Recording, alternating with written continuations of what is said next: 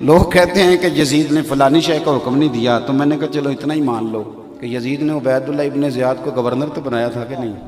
ये तो कहा था कि नहीं कि हुसैन को कूफे में दाखिल ना होने देना। ये तो कहा था ना मेरी बैत लेना। तो आप किस तरह उसकी सफाई पेश करते हैं। उस बदबख्त ने तो ये सारे कारनामे किए। और फिर इमाम अली मकाम रदी अल्लाह ताला अन्हु अगर उस मकाम पर थोड़ी देर के लिए भी उस जालिम की, फासिक और फाजिर की बैत कर लेते, अच्छी तरह मेरी बात समझ लेना, तो आज सारे हुक्मरानों के लिए दरवाज़ा खुल जाता।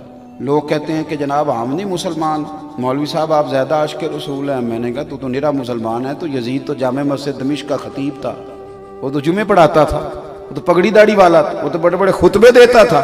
लेकिन इमाम हुसैन ने फरमाया निरी तेरी अच्छी अच्छी बातों से बात नहीं बनेगी, निज़ामे मुस्तफ़ा पे पूरा पूरा चलना पड़ेगा, तुझे वो किरदार भी दिखाना पड़ेगा जो असल काम है।